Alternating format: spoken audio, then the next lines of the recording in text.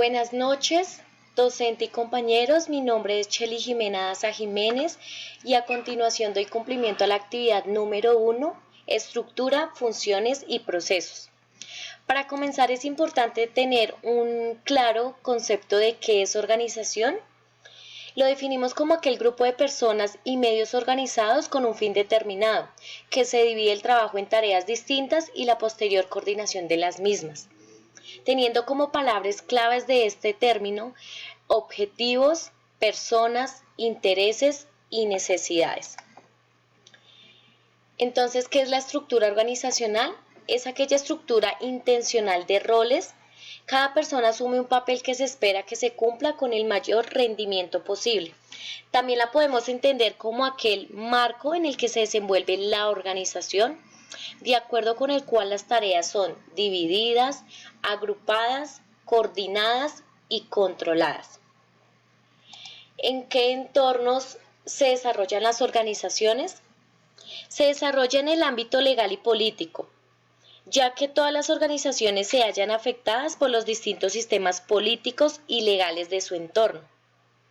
Está también el ámbito económico, ya que todas las organizaciones se encuentran inmersas frente a los aspectos más relevantes del ámbito económico que sucede en el día a día, como lo es la tasa de inflación, el índice de desempleo, la estabilidad monetaria, la disponibilidad de capital, tasa de interés, entre otros. Luego encontramos los ámbitos de entorno global administrativo. Dentro de estos identificamos el ámbito o el entorno sectorial, que hace alusión a las organizaciones que deben siempre tener y estar conscientes de las condiciones existentes en el sector que operan, siendo la competencia el área de mayor importancia. También encontramos el entorno cultural, ya que la cultura es el fundamento que guía la mayor parte de lo que sucede en un sistema social, entendiendo la cultura como aquellos conjuntos de valores, normas y creencias de la sociedad en que una organización opera. Luego de esto encontramos otros ámbitos y entornos, que es el ámbito tecnológico, ya que todas las organizaciones utilizan tecnología para realizar su trabajo, entendiendo la tecnología como aquellas habilidades, conocimientos, herramientas y capacidades específicas necesarias para realizar un trabajo. Aquí el entorno es una fuente significativa de tecnología que debe ser monitoreada constantemente para poder competir con el éxito y las demandas a nivel global. Luego de esto encontramos el entorno del talento humano. Aquí la especificidad de las organizaciones determina en gran medida el tipo y cantidad de habilidades requeridas. Factores a considerar dentro de una organización que siempre se deben tener en cuenta es la disponibilidad de la mano de obra, niveles de experiencia y educación, salarios, beneficios sociales locales, presencias del sindicato y cultura local.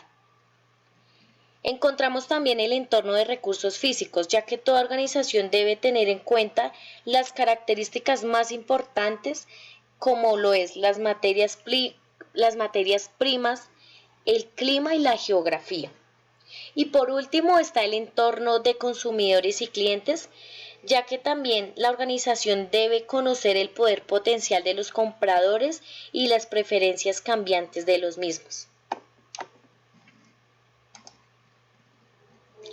¿Cuáles son los factores que más afectan a la estructura organizacional?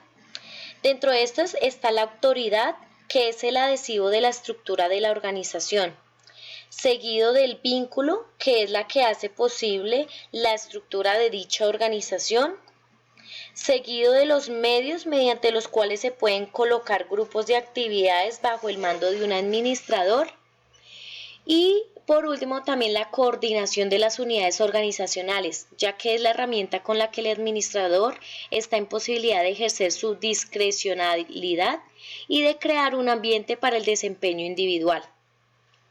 Dentro de la estructura organizacional debemos tener en cuenta y que implica diferentes cosas como lo son 3 elementos fundamentales. El primero, el que indica que las estructuras organizacionales tienen la intención de alcanzar objetivos. El segundo elemento son las estructuras que se diseñan para minimizar o por lo menos regular la influencia de las variaciones individuales sobre la organización. Y tercero, las estructuras son escenarios donde se ejerce poder, autoridad y liderazgo, que es donde se toman las decisiones, donde se articulan las tareas y las personas y donde se desarrollan las actividades de la organización. ¿Qué se entiende por estructura organizacional? Por funciones. Esta estructura organizacional por funciones, o también expuesta por Taylor, consiste en dividir el trabajo y establecer la especialización de manera de que cada hombre, desde el gerente hasta el obrero, ejecute el menor número posible de funciones.